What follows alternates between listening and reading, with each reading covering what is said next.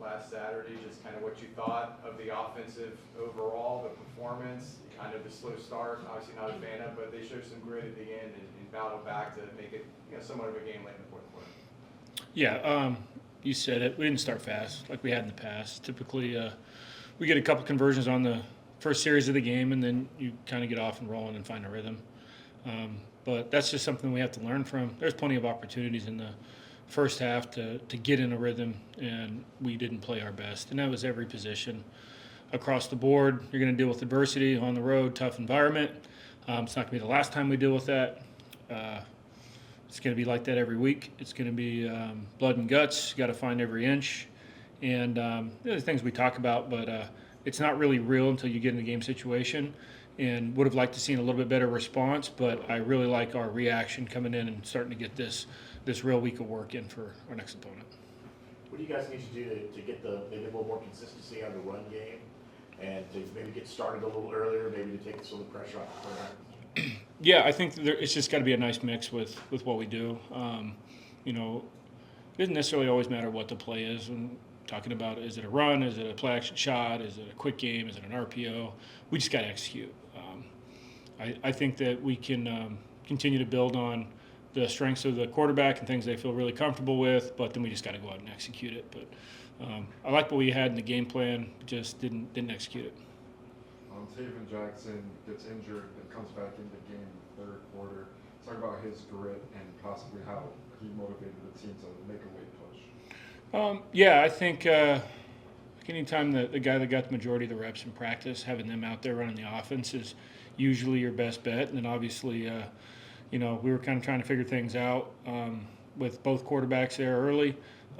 Happy to see Tate come back and have some success. And there's still a lot of room to grow, because it wasn't just the start of the game that we had issues with. Yeah, we found a rhythm, but we also kind of had that same stall out in the red zone in particular, and the critical situations like third down. And we talk about a lot, the game is more about the situations really than anything else. And if you take all that out of it, it was our first road game on the Big 12, and that's a new environment that we have to be better at handling that situation. I wouldn't necessarily call it adversity, but we got to be able to adapt to our environment. And it was good to see Tay back out there and healthy. That made make me feel better, because I really didn't know what the issue was until we got down from halftime. Yeah, staying on that. So you're at halftime. What is it and what's your reaction when Taven comes back? Well, it's kind of a side point, but the trip down from the box at K-State, it's a long haul. It's like two different stair steps. You got to work down the stairwells, and then an elevator, and then you got to cross the field. So there was a lot of scramble to get this. When we did, we got the things that we needed to talk about squared away. But I didn't really get a lot of that information actually until I got back up in the box. I knew that we were still waiting to hear on what the quarterback situation was going to be from the training staff moving forward, and mostly it was just we needed to wait until the doctors and the trainers got everybody checked out. What does that do for a team though when they see a guy want to play that badly and come back in? Yeah, I mean, I think that across the board, if you ask anyone on offense, defense, or special teams, the expectation is if you can go, we're going to go, and I think that helps. That kind of just sends the message home that Frost delivers, as Coach delivers all the time. This is about resiliency. You're never going to feel 100%. Not since we started day one of fall camp. You're never going to be 100%. There's a difference between being injured and hurt, and this game is tough. If you play football, you're a tough dude. If you play quarterback, you're a tough dude. Not just the physical piece, but all the mental things that go with it. And I think Tay did a nice job of demonstrating that that's who he is. He's the quarterback, and he's willing to do what it takes to win football games. Coach, what does this team now look like in practice now with Taven and Jabari both coming off those injuries? How has that first team reps been looking so far? Yeah, I mean, I think Coach Frost will talk about where we're at with the quarterback position moving into the game this week, which everyone's excited. It's the first, I guess they were telling me it's the first Big 12 night game on a Saturday night. So I didn't learn that until before practice. But everyone's fired up, every position. You get this point in the season, and dang, we got guys that are banged up here and there. But the reality is that's pretty much everyone else in college football too. So I don't think there's really anything remarkable about our depth, our injury report in regards to where we're at versus everybody else. Coach, you talked on stalling out a little bit in the red zone there. This upcoming opponent, Kansas, they rank 121st in red zone defense. offense. So how can you capitalize on getting the ball in the end zone? Yeah, I think it's going to be more about us than them. To be honest, they're gonna present some unique challenges, even though they're not ranking as high as they'd like to. They still do things that are different for obvious reasons. They're trying to take away X, Y, Z. But it's going to be more about us. We feel like the stuff that we put in particular in those critical situations, third down, red zone, 2 minute, all those situations, we have plays designed to have success almost first every look. So yeah, we'll try and do a good job of curating our plan to give a nice blend of all those things, whether it's a quick game pass, it's some kind of play action, it's a run, it's a 12 personnel run, it's an RPO. We're going to just figure out what's the best blend of the things that we execute well. And tomorrow for us in practice is our red zone third down day, so we still got a lot to learn there. But I think the main thing is bringing to our attention that, hey, this is really important. And we need to focus on those things. We got to have a good Wednesday practice tomorrow. We had a good Tuesday practice today. Loving the response that we get from the guys, and that's when your feet hit the ground in the morning, you're ready to go. And when you got the bright eyes in the meeting rooms that, hey, we're here and we want to do well, and we're not just kind of going through the motions. So Tuesday was good. When you have a good Wednesday, for that exact point, we need to do a better job in the red zone third down. I know Taven Jackson's a redshirt junior, but in terms of starts, I know he started a few games here and there. This is really shaping up to be his first season as the starter. So how much is he still learning kind of how to be a starting quarterback? Just things like awareness. I know there was the first down marker, here a few weeks ago, and then the slide against, and just the little things that kind of come with, getting out there and playing real game reps. How much is he still learning, and what areas does he still need to take that next step? Yeah, we're obviously learning and growing. You would like to see those things become more the normal and not have to worry about coaching those things up as they come up. But I think you're right. Your point is, are we learning and growing? Yes. Is there progress being made every time something like that happens and we want to pull our hair out? Yeah, sure. I do think that he is doing a good job of seeing what just happened and taking ownership of the fact that, okay, I got to be better there in that situation. And when you do that, it makes it a whole lot easier to coach your teammates, because they see you taking ownership of your mistakes. But yeah, we got room to grow. We're all still practicing. We're all still coaching. It's not our last day doing that. We're going to continue to get better. You guys were without Dylan at Kansas State. What did you see from the rest of the tight end group, and where did you see some positives and where were maybe some negatives in that? Well, yeah, I just strike the positive, and we knew Max Drag was going to contribute in a big way this year. And he came in and he did a really nice job in the run game, and we're happy and glad to see him making the progress in the system, because he missed spring football, and it's not like he hadn't played football. He was a good player at App State. It's just being in our system. So it's good that he got those actual game reps. So I think that would be the real positive. The big negative is just not having Dylan Wade, the playmaker, out there when we need him. And I think that was probably one thing that might have attributed to some of the issues we had at quarterback. Is just one less guy that that you'd like to throw the football to. But we'll figure out other ways to get the other tight ends involved too, things that they're good at. You mentioned stalling in the red zone, especially that drive with the few delay games and a false start. Those self-inflicting penalties must drive them crazy. Yeah, they do. I mean, anytime you have something that you can control that shouldn't happen, yeah, it's gonna drive you bonkers. So we just got to take a look at what we're doing in practice. What are we doing that we could do better to avoid those situations? And it's usually the big one. It's just like, hey, making everyone aware like how important this is, and we can't get tired as coaches of coaching those things hard. I mean, it's critically important. If we got the refs out there on a Tuesday practice and you see a yellow flag a yellow flag up, I mean, we got to make sure that, hey, that's something that needs to be addressed. Not that it isn't. It's just we got to double down. Is it possibly a lack of poise that sometimes goes into the situation, or is the situation too big?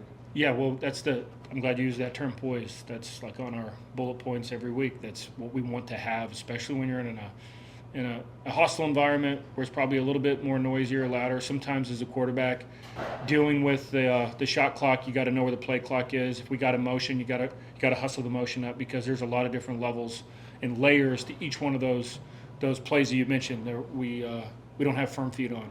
And generally speaking, those are going to be the critical moments where we got a little bit more tension going on, and we got to do a better job as a staff coaching it. We got to do a better job as players being able to execute in those critical moments, which is red zone specifically.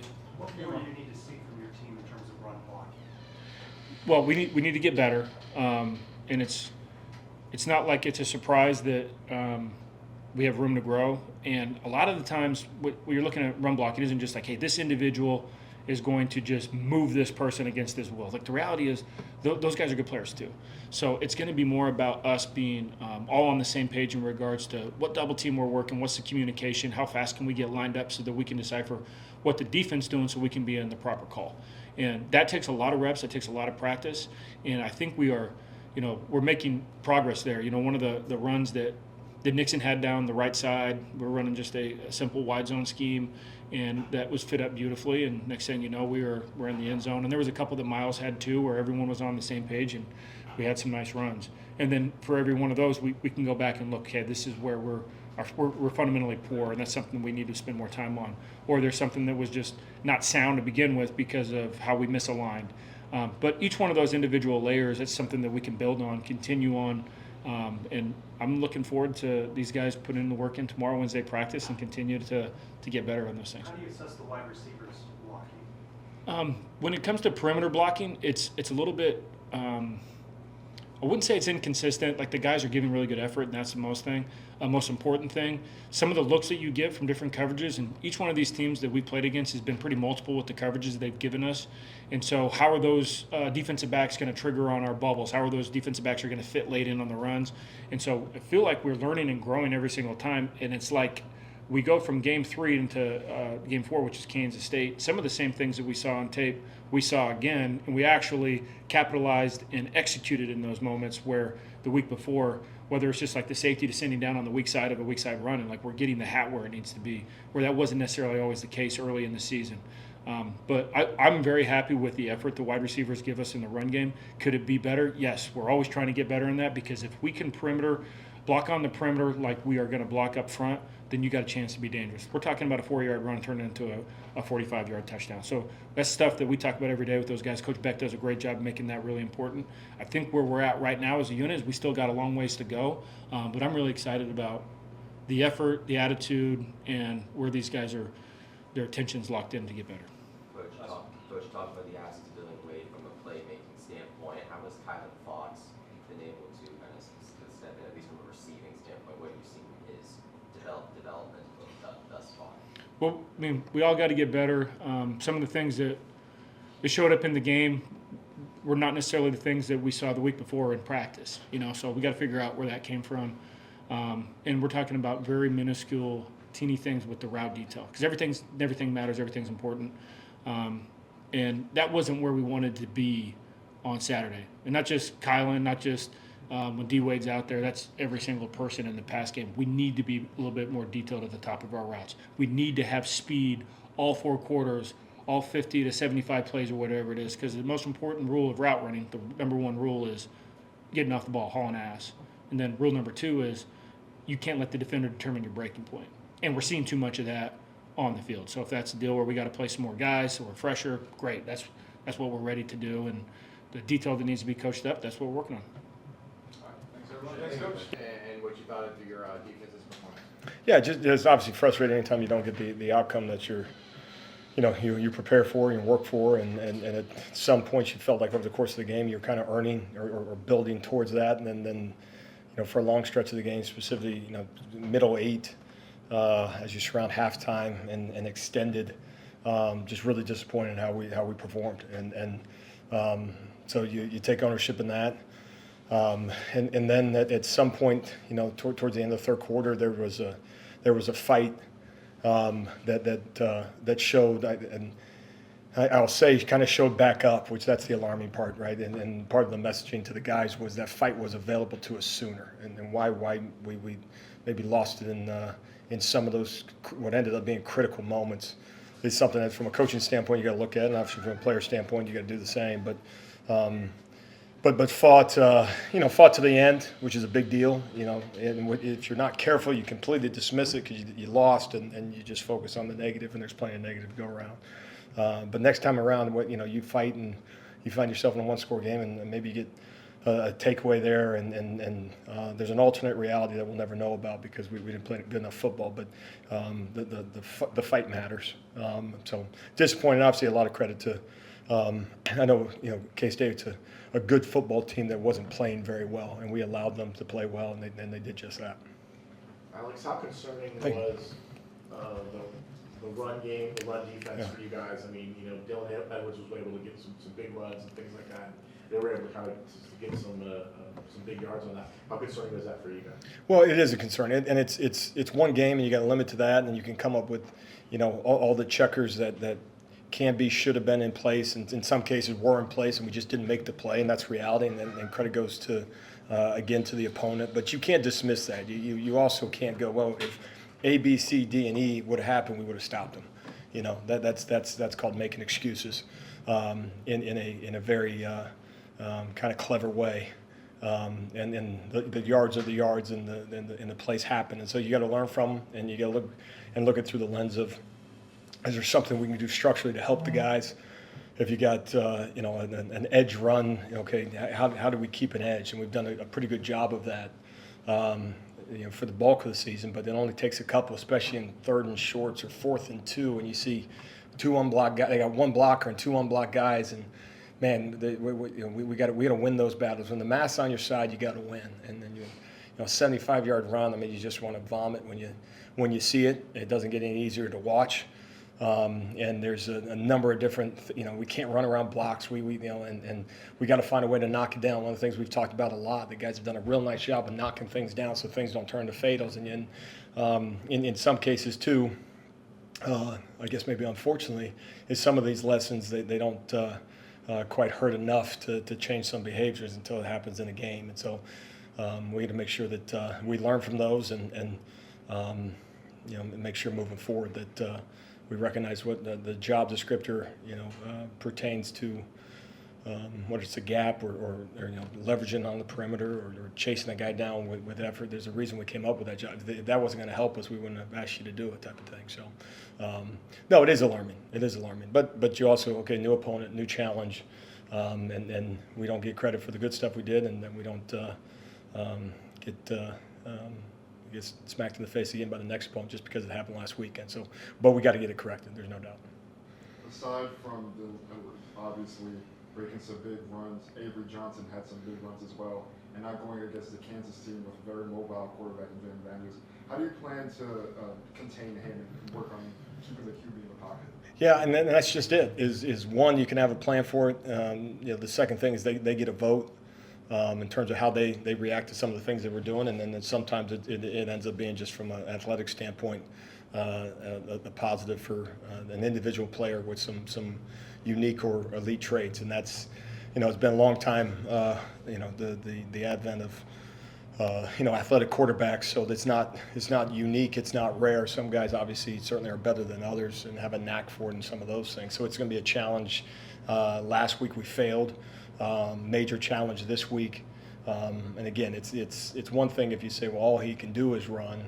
It changes your kind of mentality a little bit when he can also airmail that thing down the field, and so you're not going to have extras, and that's why you know, offenses have a tendency, and these offensive coaches have a tendency to try to recruit or draft athletic quarterbacks for a reason, because it just gets the math completely skewed against you defensively. So plan is just that. Is we've got to do a better job of rush lanes. We got to respect that. We have to understand that we're not the only guy on the field. When you're out of rush lanes or you lose leverage on the perimeter, then you do become the only guy on the field, or you've just created that scenario for somebody else. And so you try to simulate it. It's very difficult to do so, and so this will be a massive challenge this week. And he's been tearing up people for a long time in this conference. UCF cuts it to 10-7, and then Kansas State bounces back pretty quickly. What was most frustrating about seeing how that drive? Yeah, and that's the thing is you gotta, you know, the complementary football, and it's a nice tagline, and it comes in waves and different phases, and you know, sometimes it doesn't necessarily announce itself. Other times, like you're mentioning, like one of those moments, okay, let's settle in and find a way to get a stop, or better yet, let's go get a takeaway, and let's try to get some momentum and put ourselves in a situation where we get the ball back to the offense. And when you fail in those moments, again, it's just that momentum piece that can be damning. And then my argument against that is, okay, so what if it goes 14-10? You know, is there anything that would suggest we're immune to being down 14-10, or even if it ends up being 21-10? Okay, now we get a stop. you can't be a revisionist in the moment. That happened. We got to move on, and we got to find a way to get the next one. So they're certainly critical. But it is something too that we had to, kind of, I guess, set our jaw much sooner than. That's the most concerning thing to me in that moment, was not just a singular drive, because I agree with you. You're okay, here we go. Let's find a stop and kind of, put the crowd maybe at a sense of panic, and maybe that's a trickle-down effect to the opponent. And when those moments don't happen and you miss them, it makes it very difficult, and it just immediately gets flipped back the other way. But again, I can't emphasize it enough that was one moment. You lose that one, you got to find a way to win the next one. And again, that's the concerning part when it starts stacking against you. Coach, your defense was able to attack early with counts early with the 2 turnovers in those first 2 drives. Of course, Kansas State was able to get some momentum after that, though. But given that early momentum, how can you maybe be able to sustain that attack mindset throughout longer, especially considering your unit was on the field for so long? Well, and that's just it. In some games, it goes that way. And, you see that first quarter, and it was a back and forth, again, not necessarily points-wise, but just a, both teams slugging it out. And sometimes that includes longer drives on our part, sometimes it include longer drives on their part, and you find a way to keep them out of the end zone and make them count in threes, or find a way to get a takeaway.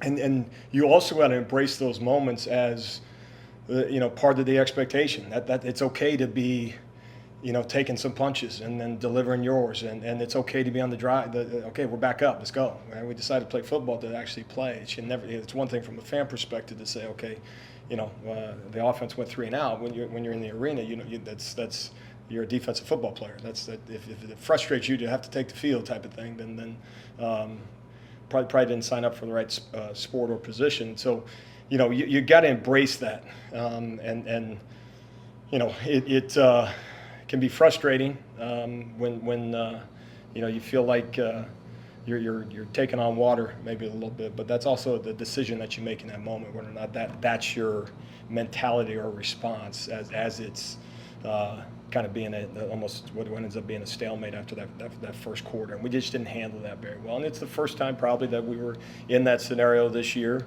But we're, one of the messages is, my hope would be at the end of the first quarter every week that we can look up the scoreboard and then we're somehow, even to in a possession on one side. That's the game, that's the sport, and we got to make sure that it doesn't initiate some type of panic response in us, and maybe we felt that a little bit.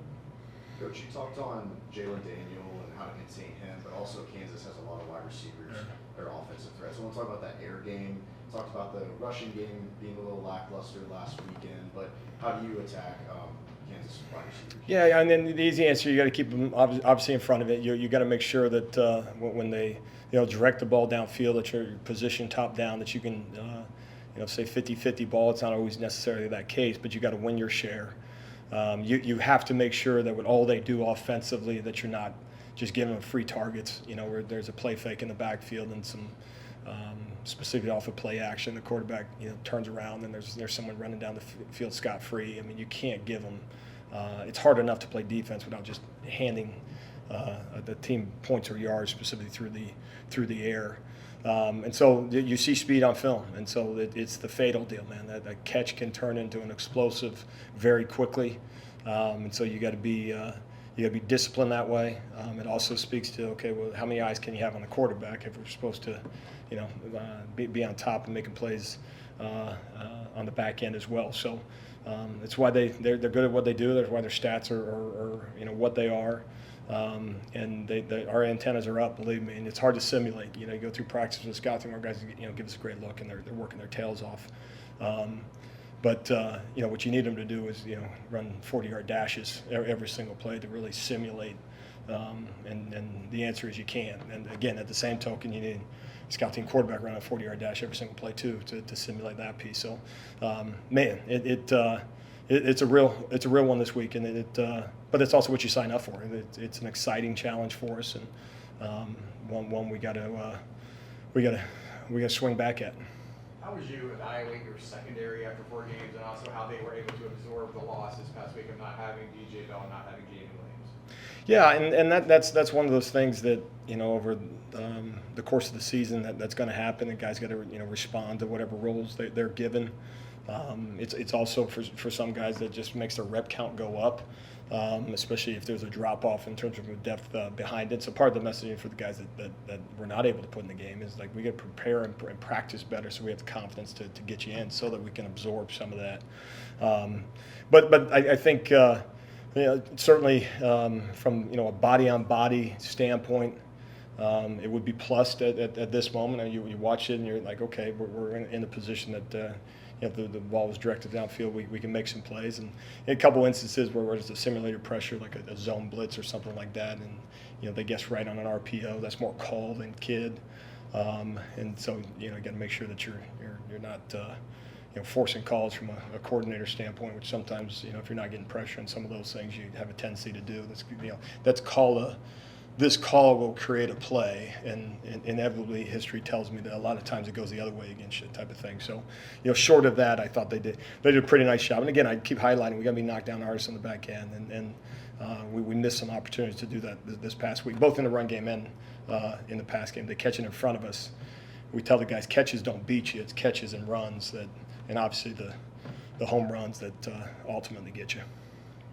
Scott said yesterday that he thought the defense was on the field way too much in the early parts of the game. He wanted to get you guys off and get you guys some rest.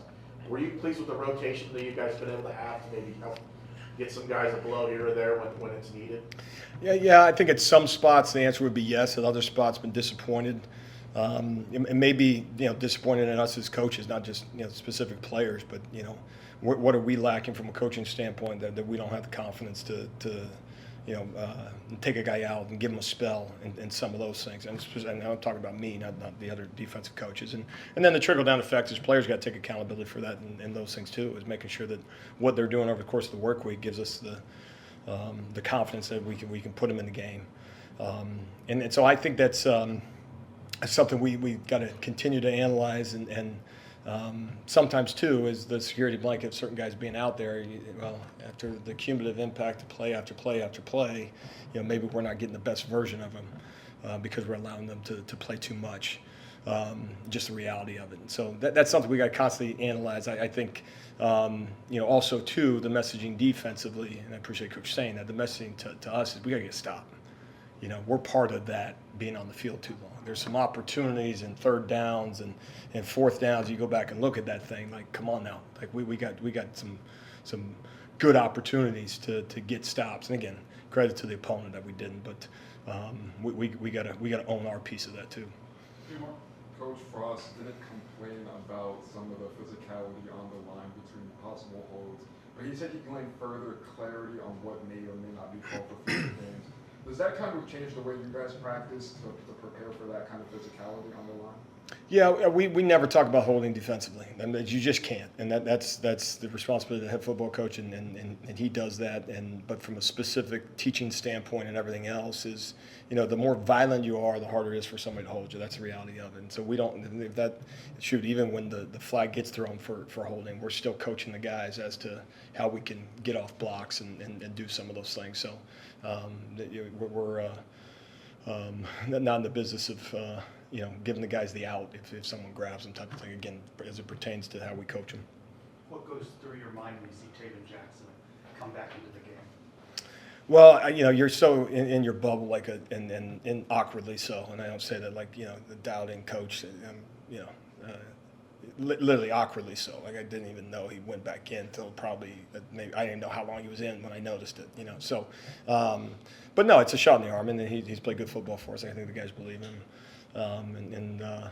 Those are things over the course of the season too that on that same note is we got to make sure that we're not wrapped up in maybe to a fault. I'm not aware of it, but if the guys are too aware of what's going on the other side of the ball, whether it's personnel or how things are going and stuff like that, again, we can't have a fan reaction as we go through this thing. We got to be thinking about the next series, getting the coaching point from the previous one, and then do the best job we possibly can to let it rip when we get back out there. But certainly I think he's one of those guys it's on the practice field, and there's a talent there, and no, good to see him out there.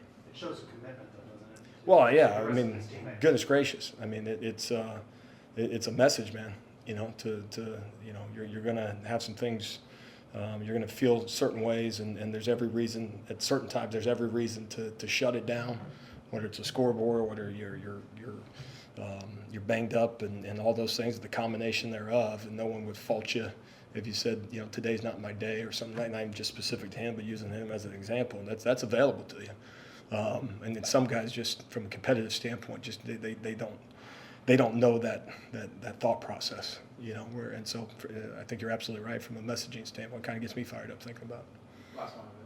Coach, now that we're on to week 6, what's the biggest difference you've seen in this team since the start? How has this unit evolved now that we're starting to play? Yeah, I think obviously still a work in progress as you're going through it. You know, unique season with a Thursday game and an early bye week and some of those things. So you're going into, you know, you're a quarter away through a third away through the season. You're like, goodness gracious, it's going quick, and that's kind of an eye opener maybe from a coaching standpoint. And so as you evolve, I think part of it is, you know, you don't have the shared experiences until you really get on the field. You try to show them everything you possibly can in every situation that you possibly can over the course of the off season, and that it's just not real until you play games, and that's as scary as it gets from a coaching standpoint. So I think you're seeing a practice today looked like the team that's been practicing on a Tuesday for the 5th time, like preparing for an opponent on a Tuesday, as opposed to it didn't look like a spring ball practice, where it just, you know, you get some work in and you get the coach corrects you and everything else. It looked like guys preparing to play an opponent. I mean, that's part of that evolution as you go through a year. And then, you know, at this point, I don't make the claim we've seen everything through the first 4 games and every situation and all of that. But you gotta build through some of these things. We faced some adversity. This was our first Sunday after a loss. You know, coaches, how do we handle it? Players, how do we handle it? You know, we firing excuses at each other, or we blaming each other, or we're going to respond and do some of those things. So that's part of it. It's the bad part of it, but it's also required. And 50% of the teams every week are in that position, and so we got to make sure we got maturity about us and learn from it, and you either believe in adversity or you don't. And again, we're finding out if we're going to be that type of group that can battle through it. So we'll continue to go through the work week and fight like all hell on Saturday.